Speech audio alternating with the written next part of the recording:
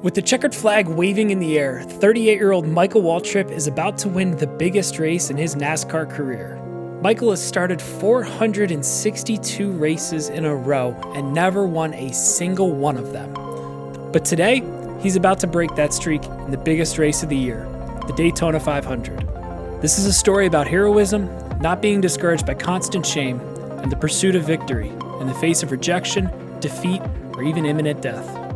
Today is a day that many auto racing fans will remember for the unfortunate circumstances that occurred, and I can't say that I blame them.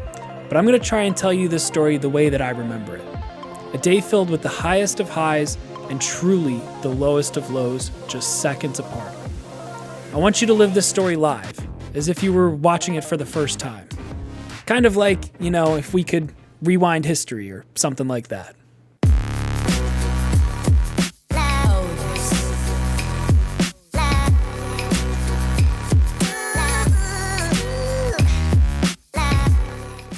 First, Michael Waltrip. Michael Waltrip grew up around race cars and has always had an interest ever since being a little kid. A big part of that is because of his older, bigger brother, Darrell Waltrip.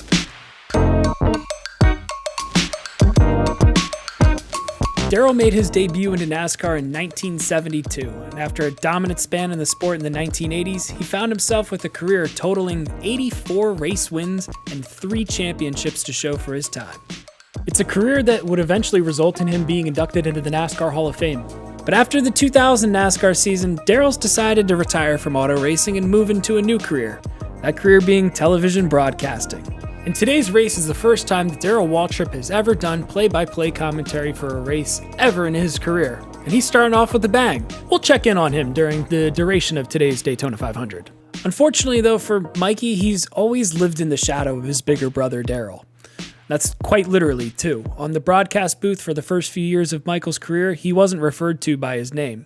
No, he was Darrell's brother.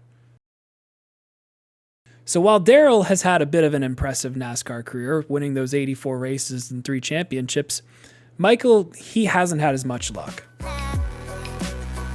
Take a look at this moment. That is Michael Waltrip, out of control, tri-oval, into a series of sidewinders, 9 shattering snap rolls.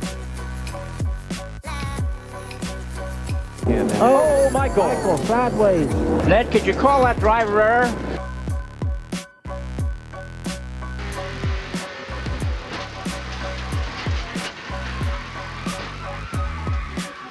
Oh, we have a crash up in turn number 4, too. That's Michael Waltrip. Oh, no. Scraping along the wall. He's trying to get it off of the wall. You can see that. He's trying to get it off, but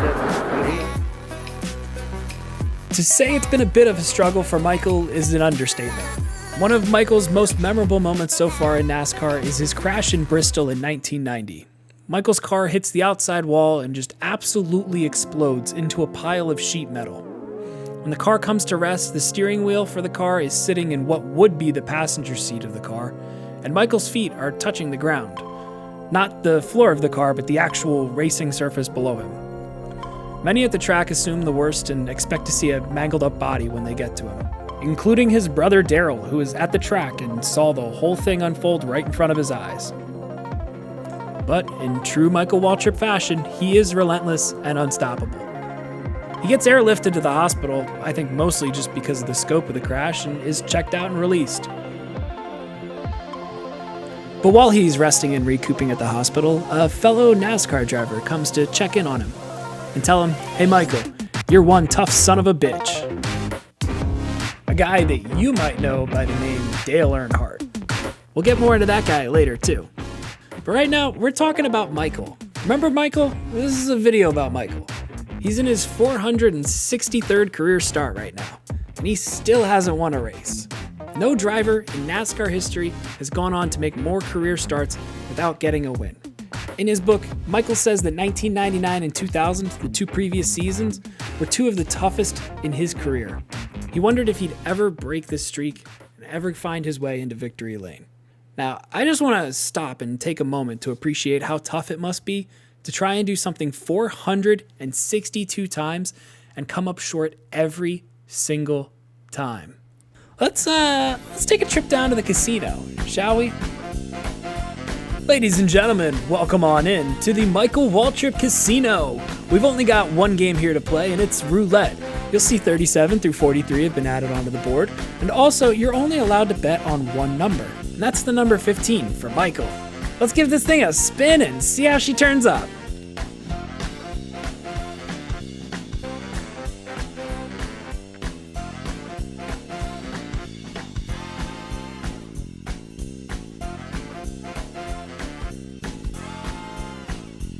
Ah, shucks. I mean, well, maybe the odds just weren't there for us this time, but hey, there's no way that we could spin this wheel 461 more times in a row and it's still not hit, right?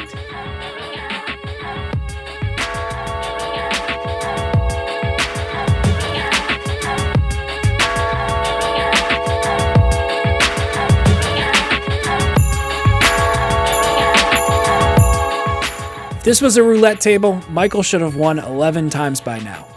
But Michael hasn't. Not yet, at least. We're getting late into the 2000 season, and at this point, Michael Waltrip has received no attractive offers for a ride next year. If he were to race in the 2001 season, it wouldn't be for a winning level team. He'd be driving to drive as a back marker, relegated to running in the back half of the grid for most of the season. It would be another season of no wins. Another season of building upon an already incredibly high number. Then, a man looking to create his own race team reaches out and asks if he'd drive the number 15 Napa Auto Parts Chevrolet. That man was a man named Dale Earnhardt.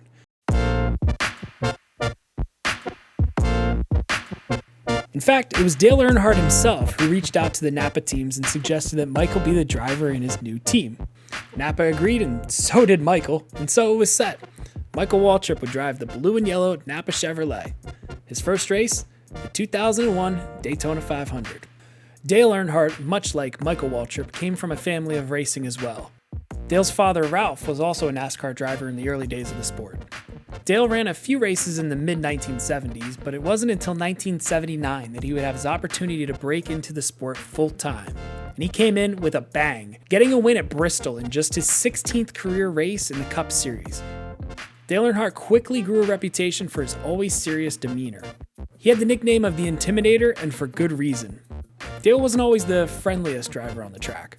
To put it nicely, Dale would do whatever it took to get a win. And meanwhile, Ricky Rudd trying to and Earnhardt spins him out.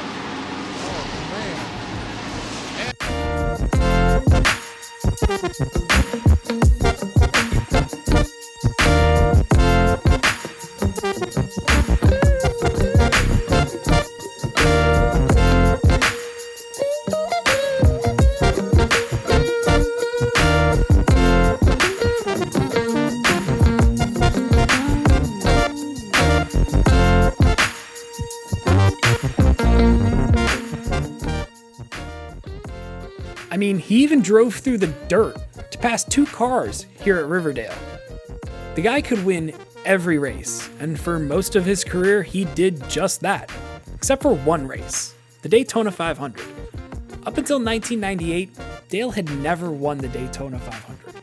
The biggest race in NASCAR and the best driver in the field could never find the win on the biggest stage. 0 for 19. Not exactly great. 1998 would be his chance to finally get the victory. Together. This could be the Daytona 500. Bobby Labonte goes to the outside. Labonte up high. Earnhardt uses the lap car of Rick Bass as a pick. 20 years of trying, 20 years of frustration. Dale Earnhardt will come to the caution flag to win the Daytona 500.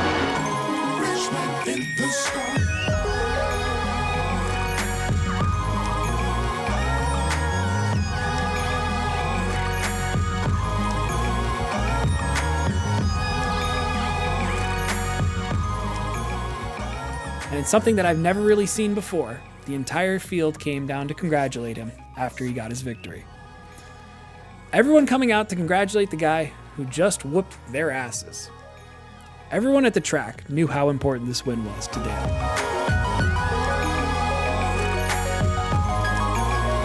So it might have seemed a bit confusing at first. Dale was an incredibly accomplished driver who could have reached out to almost anybody on the NASCAR grid. and he decided to add in a driver who, if you look at the stat sheet, well, sorry, Michael, it's not that great. But both Dale and Michael had a real, genuine friendship off of the track. Michael was always a goofy, fun-loving guy, while Dale was a very serious driver who was always thinking about driving. If you asked Dale what he thought about a certain track, he'd give you a detailed breakdown about how the tires are affected by aerodynamics and the bankings of the corners and where you need to brake and yada yada yada. Car talk all day. Boring, boring, boring. Michael, on the other hand, would tell you all about the local crab shack that he found that featured many delectable seafood offerings. To say that the two were cut from a different cloth is a massive understatement. And maybe that's what brought the two together. They grew a genuinely strong connection together. Dale genuinely might have been Michael Waltrip's biggest supporter. So we all know Dale for his serious demeanor, but this weekend he's got a bit more of a jovial spirit to him. He still has that fighting spirit inside of him, but he's also, at least on the outside, showing a little bit more character. In the lead up to the 2001 Daytona 500, he even drove Terry Bradshaw around the Daytona circuit in the official pace car. And I mean, Dale's just having a great time out there. He's showing Terry all around the track, he gives him an experience of the high line. They even celebrate at the end, as if they'd won the whole race. Which is Dale's idea, not Terry's. Let's jump out like you won. Hey, we won! Get on the car, we won! Yay! Dale was even having a grandstand at Daytona named after him this weekend.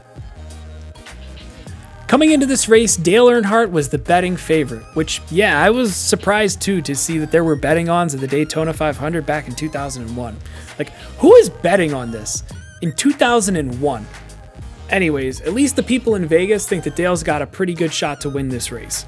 He's starting in 7th position with his son, Dale Jr., starting 1 position in front of him. By the way, we haven't really talked much about Dale Jr. here. Let's take a moment. He's the son of one of NASCAR's most successful drivers. But much like Michael Waltrip, Dale Jr. didn't get into auto racing until a later age.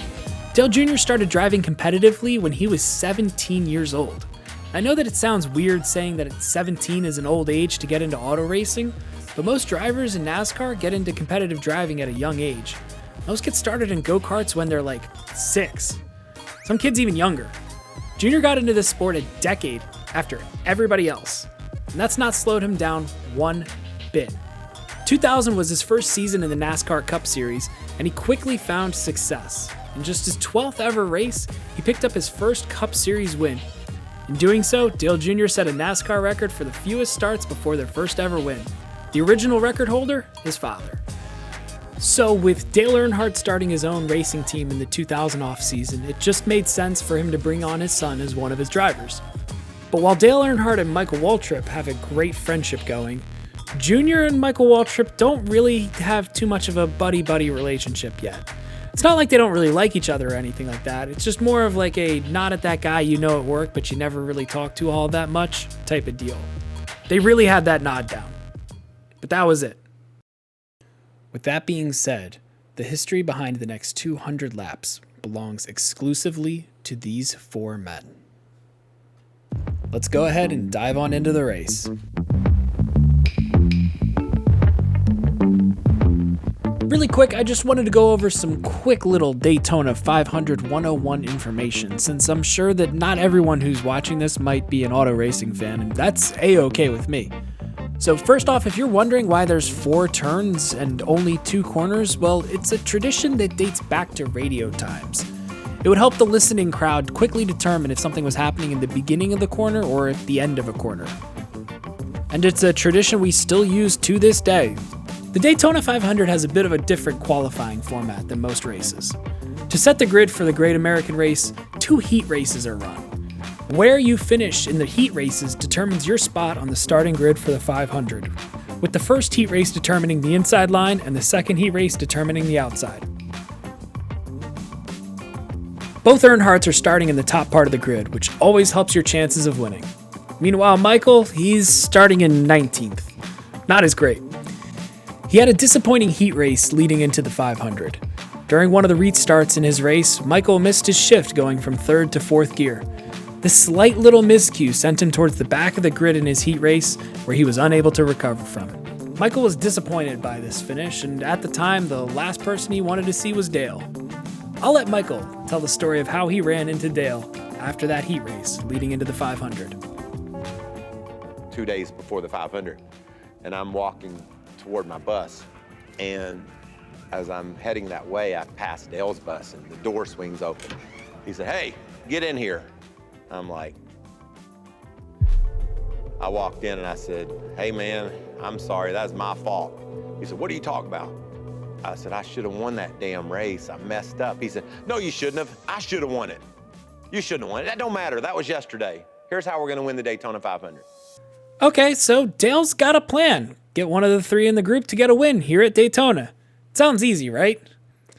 The only slight problem with this plan is that there are also 40 other cars that are going to be in the field, and they're looking to do the same too, including Sterling Marlin, Ward Burton, and Ken Schrader. But maybe Dale has a magic trick up his sleeve. I mean, the guy did win 7 championships and a boatload of races for a reason, right? Okay, we've got a plan. And we've got 200 laps to make it happen. Let's see how it goes.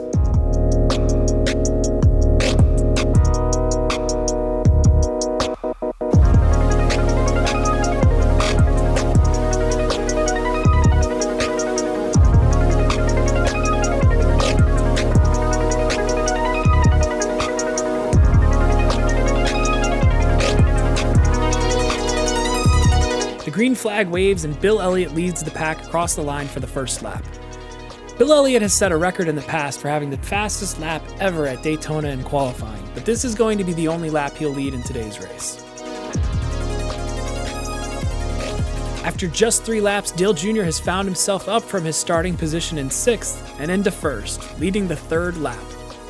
Sterling Marlin, driving the silver number 40 Coors Light vehicle, is also battling up in the front with Dale Jr.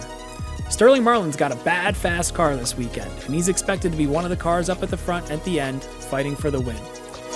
Now there's something beautiful about the racing at Daytona. In most NASCAR tracks, you're not going full throttle for the full lap. Usually there's some point where you're letting off of the gas, and you're slowing down the vehicle. But not here at Daytona. Daytona is full speed, pedal to the metal.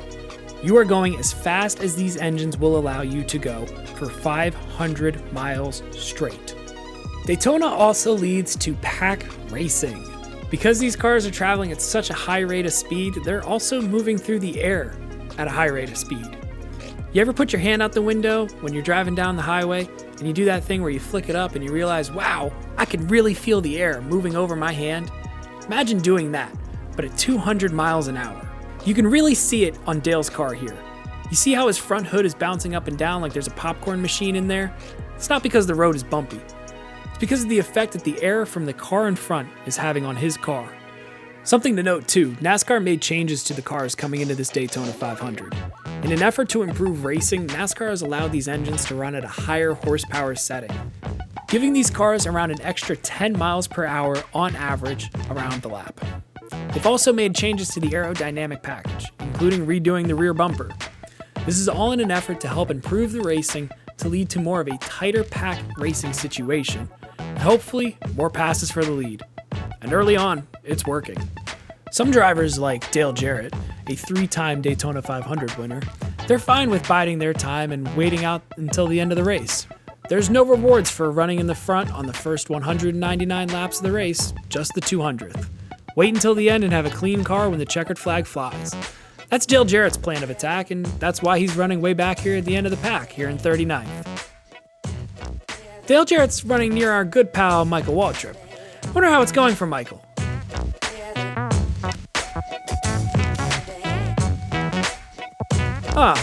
Okay.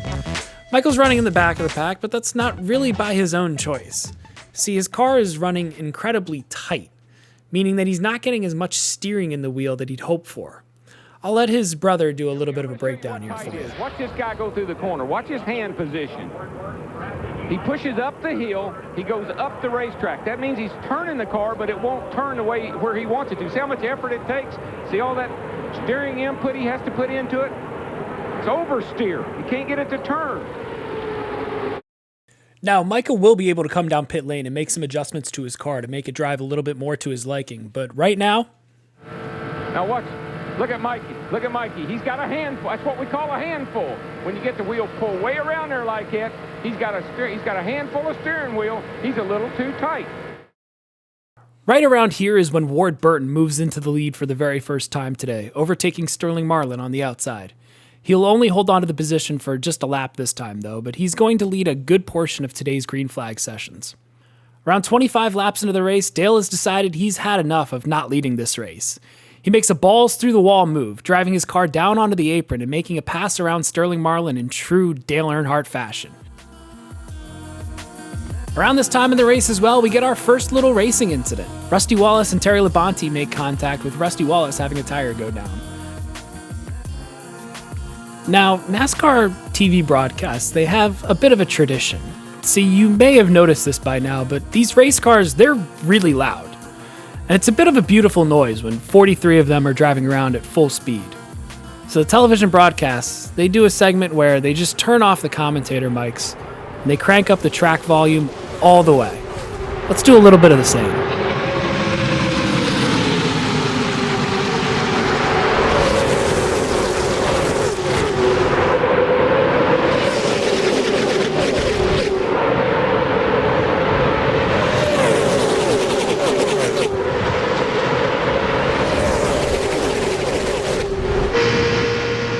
We're 46 laps into the race now, and we'll get our first caution here.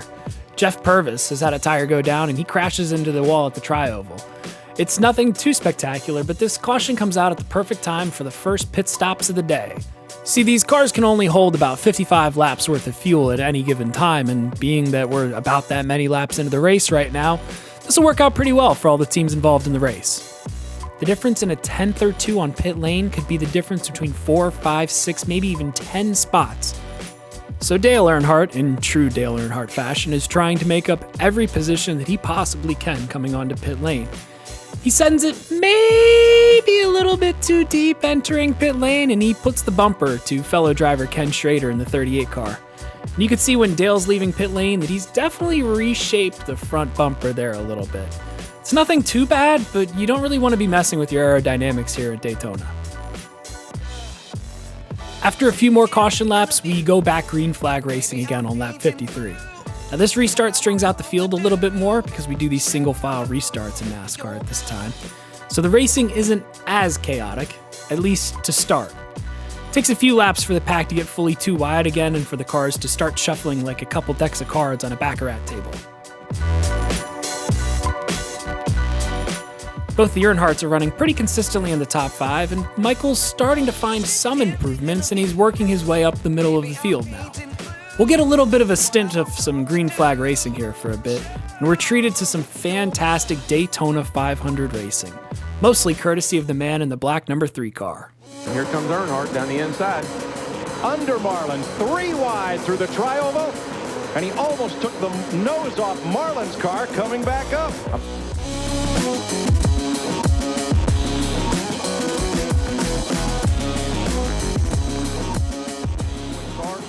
Sterling's back there.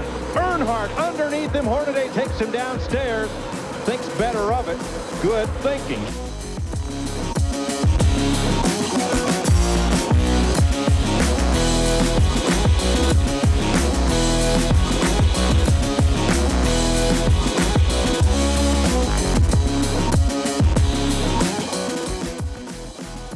This moment here has always made me laugh. Did you catch it? Dale's running side by side with a rookie named Kurt Busch in the number 97 blue and white car. The two make a little bit of contact coming out of turn 4 and going towards the tri-oval. It's nothing too serious, just a bit of a racing incident. But Dale takes his hand off of the wheel and sticks it out the window, just so he can send a bit of a message to the young whippersnapper. It's truly incredible.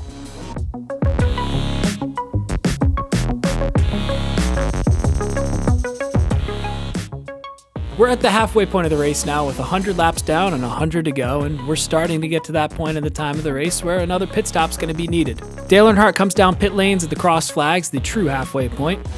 Sterling Marlin and Ron Hornaday, who's also had a strong run today, both join Dale down pit lane.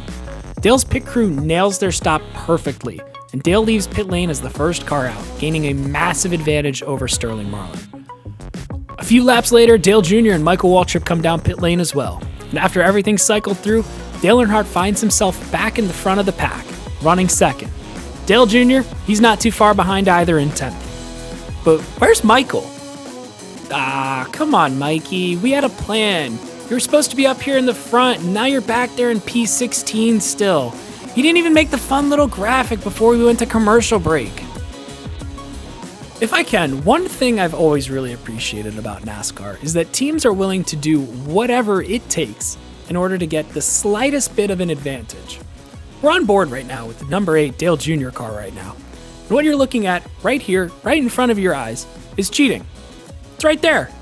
Do you see it? You don't even know what you're looking for. And neither did NASCAR. You see that big old Bud logo sitting right there in front of the camera? That's about 20 stickers, put one on top of the other. The reason they did that is because it gave them an aerodynamic advantage, something they discovered in a wind tunnel, despite it being a modification that NASCAR would not have allowed. See, NASCAR stands for the National Association for Stock Car Auto Racing. That means that everybody's car is supposed to be the same. Dale, your car isn't the same as everybody else's. And they did this for a while, too. And no one ever said anything about it. Now, the advantage, it probably wasn't too much. It might have been a couple hundredths or two on a lap. But it gave them an advantage. And they never got caught. Whoever came up with that is a genius. We go to another commercial with 64 laps to go. The Earnhardts are currently running 6th and 7th, just where they started, and Michael Waltrip has found his way up towards the front of the pack, running inside the top 10 for the first time in the race. Hi, I'm Michael Waltrips. Mikey! What are the 5 I know that keys guy! to building a great Winston Cup team? Number 1, find a great sponsor. Number 2, get together a top-notch crew. Number 3, build a really fast car. Number 4, sign up a really fast driver. Number 5, don't let the sponsor make suggestions.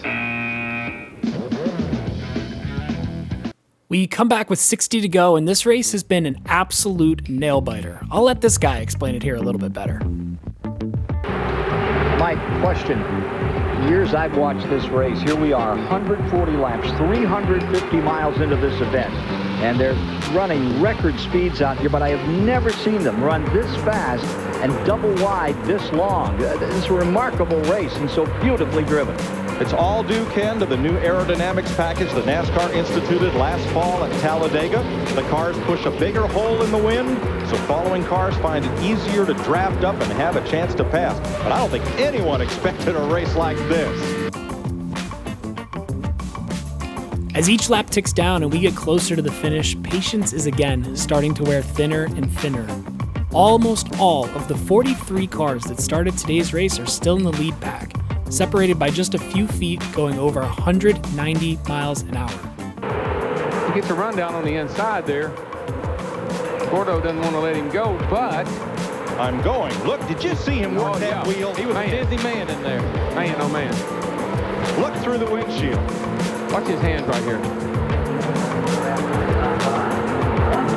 Running 190 mile an hour coming through here. Yeah, this is a lot bumping in the parking lot. We hit the 50 to go marker, and it's time for the last needed refuel of the race. Much like the previous green flag stops, Dale Earnhardt comes down directly at the halfway point, splitting this last session into 2 equal stints.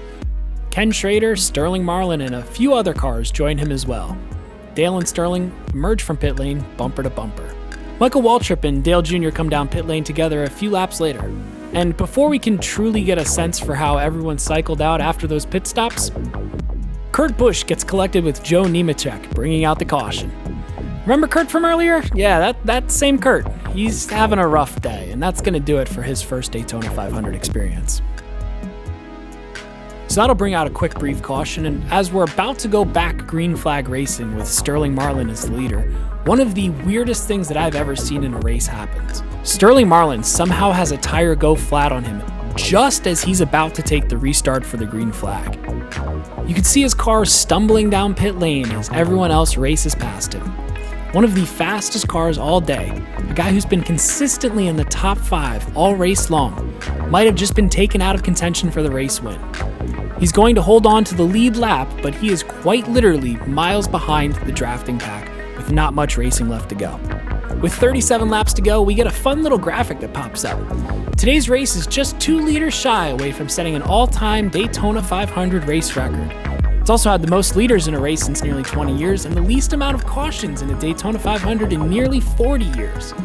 If you purchased a ticket to today's Daytona 500, you've already gotten your money's worth.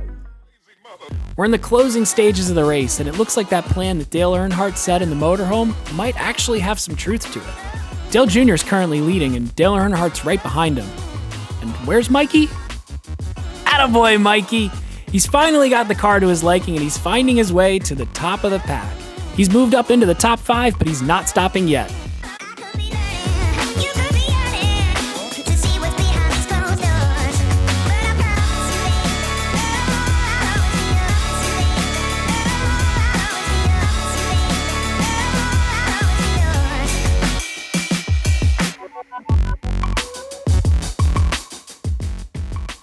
Ladies and gentlemen, with 34 laps to go, Michael Waltrip has moved into the lead of the race for the very first time today.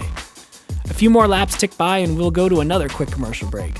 The current running order, Michael Waltrip leading, Dale Earnhardt Jr. second, and Dale Earnhardt third. Hey yo, what's up, little doggo? What you up to?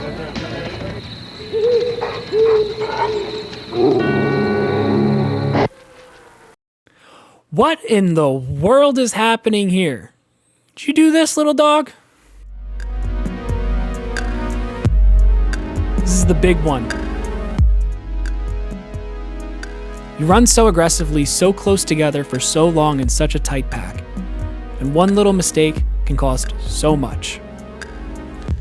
Tony Stewart takes to the air and flips multiple times, landing on top of Bobby Labonte's car. And when you have this many cars running so close together, when one of them makes a mistake, it's hard for them all not to get caught together.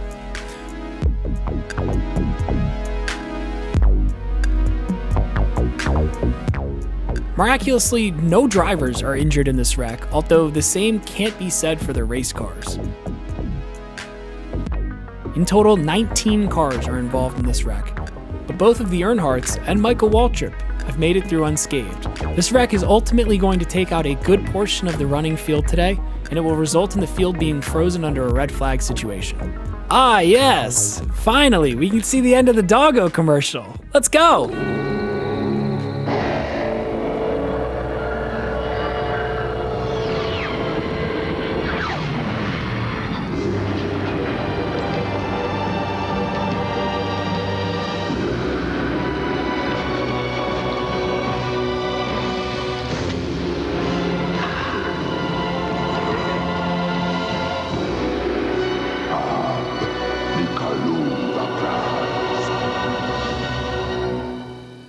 What's up?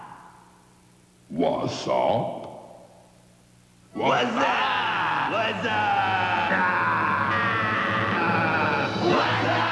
up? Okay. Moving on. The field is frozen under a red flag, and the 15, the 8, and the 3 are all lined up right across the start-finish line. Now, when a red flag is waved in the air, the cars are all brought to a halt, and it's a bit of a break in the action. And it's at this moment where the gravity of the situation is starting to really hit Michael. He's got a fast car, a great teammate behind him, and his best friend running third. This could finally be Michael's chance to break his 462 race streak, and he might be able to do it in the biggest race of the season.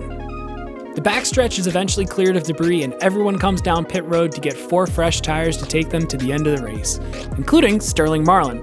Sterling Marlin was almost out of the competition because of that earlier flat tire, but this incident here has brought the field back together, and he'll be one of the handful of cars still running at the end, able to compete for a win.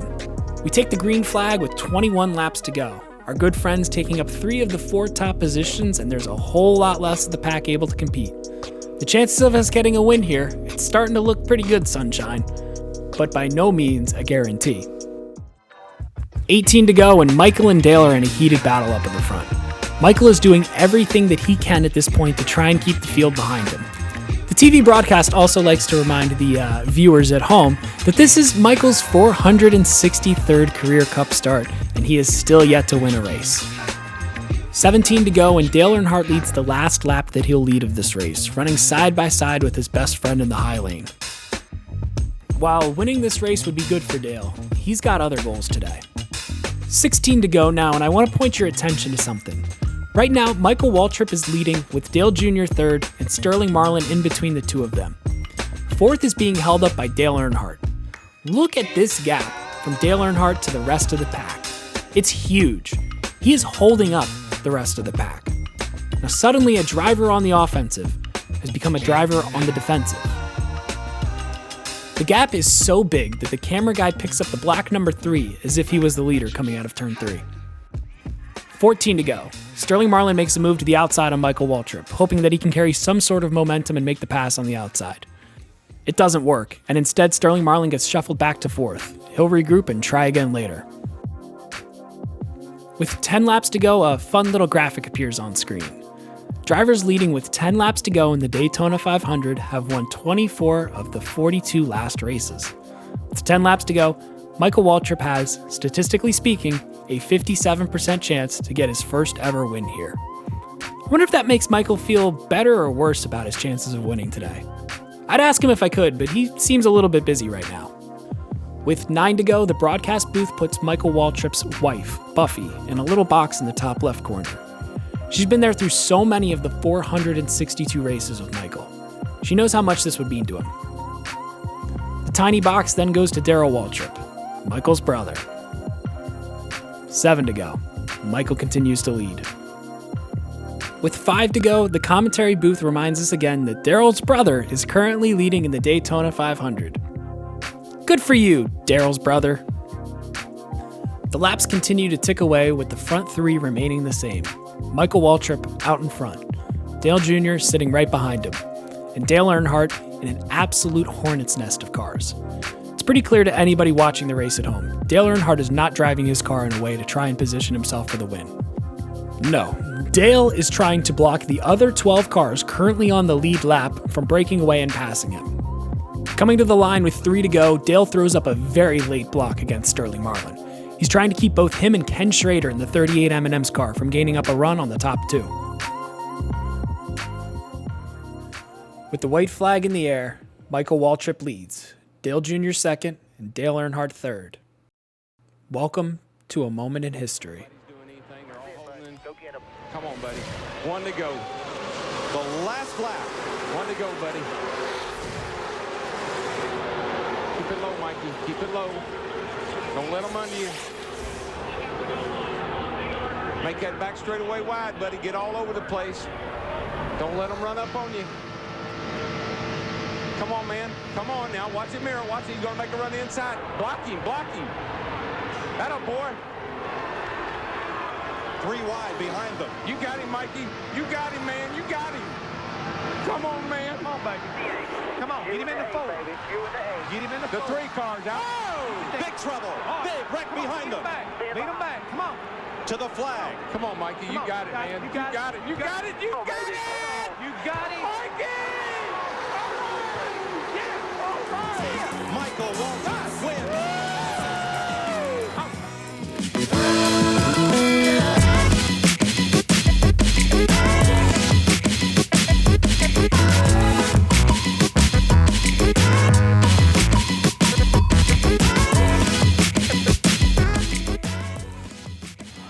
Darrell, is this better than winning it? No, it's better. This is great. I just hope Dale's okay. I guess he's all right, isn't he?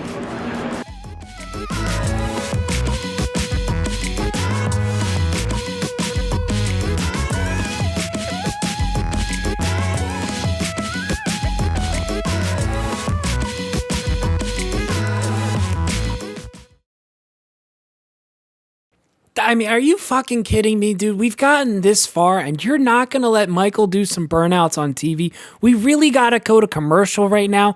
I mean, we didn't see Michael cross the finish line because we had to see his brother instead. And now we're going to cut away? Come on, right in front of the burnouts? Just give Michael a moment, please. We come back from commercial break, and the first sight that we see is the spot where Ken Schrader and Dale Earnhardt came to finally rest, surrounded by a dozen emergency response vehicles. Dale Jr. is shown running into the infield care center. We're given a single replay of what happened in turn 3 and 4. Dale Earnhardt dips his car just a bit too low, gets clipped by Sterling Marlin, and shoots up the racetrack, collecting Ken Schrader. We then cut to Michael, who's celebrating in victory lane. And I mean, if we can just take a moment, look at how dirty they've done Michael in this interview here. They got the graphic on there on the screen showing him how it's been the longest winless streak to start a career, and the dude's got freaking confetti on the middle of his forehead. Even in what is supposed to be the best moment of his NASCAR career, Michael Waltrip cannot stop himself from being goofy. They put a headset on Michael, and he's able to speak to his brother Darrell in the commentary booth. And I'm not sure who's more emotional here. DW. What's up, brother? Man, I want to be down there with you. I want to give you a big hug, but man, way to go. I was in there, I was riding with you, I was praying for you, pulling for you. God, I can't believe it's over. Now, let me ask you a question, Darrell. How much better does 1 for 463 sound than 0 for 462? That ain't nothing. It sounds you a people lot hung better. up on my record, I don't care. But I do know this. Me and my brother have both won the Daytona 500. That's right, brother. That's right, brother.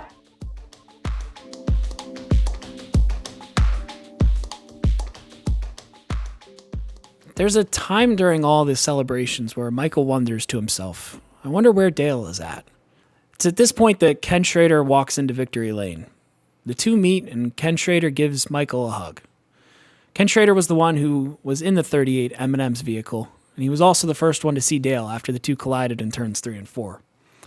After the crash, Ken got out of his vehicle and walked over to see Dale, expecting to see him a bit upset since the two were running in the top 5 and now would have to settle for whatever spots that they ended up coming in. But when Ken saw Dale, he knew that something wasn't right, and immediately waves for emergency crews, who were already there, to get there even faster. Now, for those of you who know, you know. But Michael, he's just finding out for the first time. And you can see the emotion taken straight out of him. I can't imagine experiencing the highest of highs in your life and then the lowest of lows, just seconds apart. We're left with a shot of an ambulance driving away from Daytona International Speedway.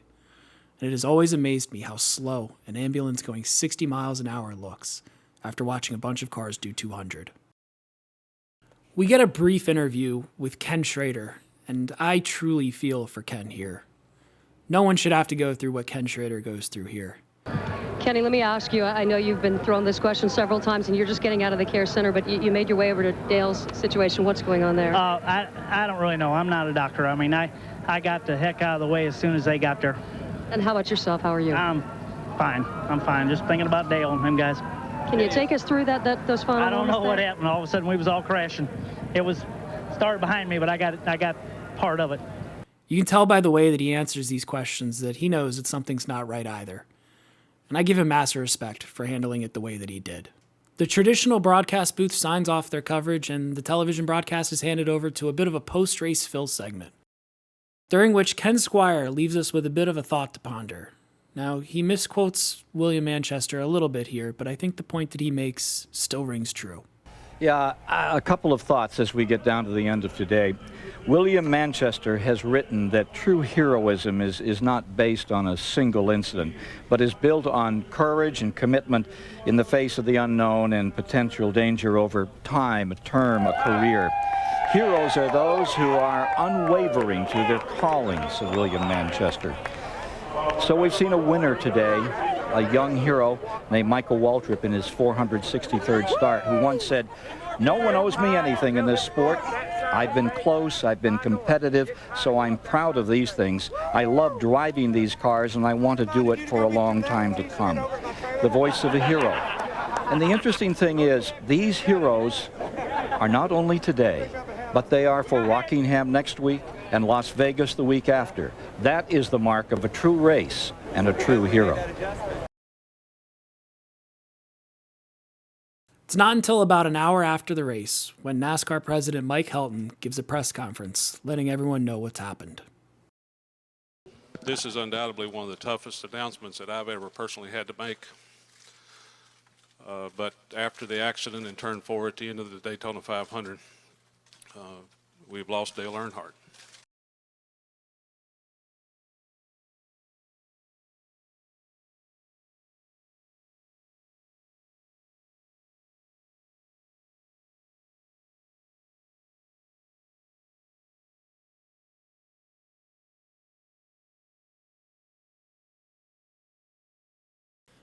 Now, I think that there's been a lot done in the past about Dale Earnhardt, and this isn't meant to disrespect him at all.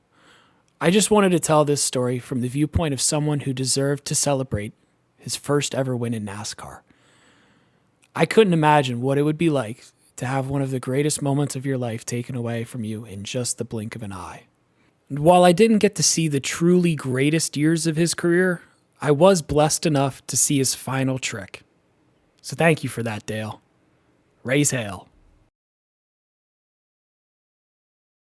That being said, I think it's proper that we end this on a bit of a higher note.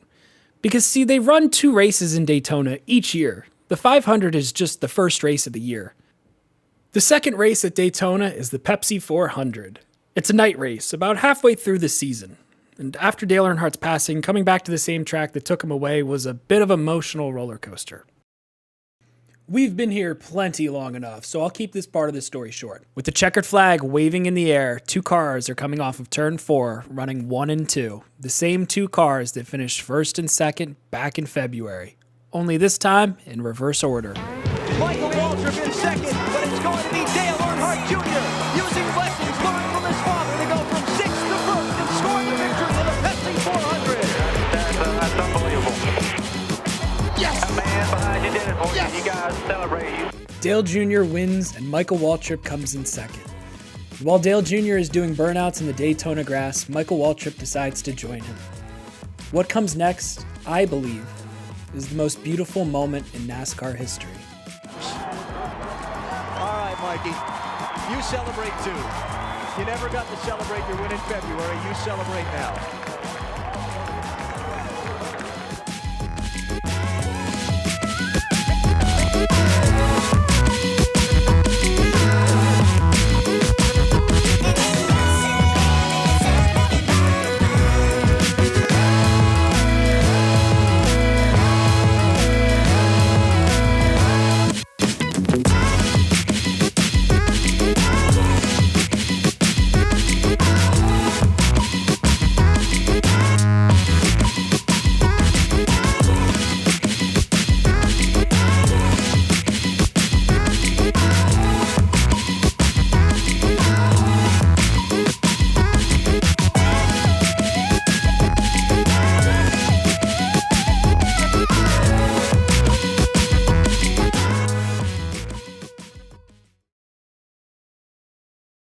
You got plenty of money.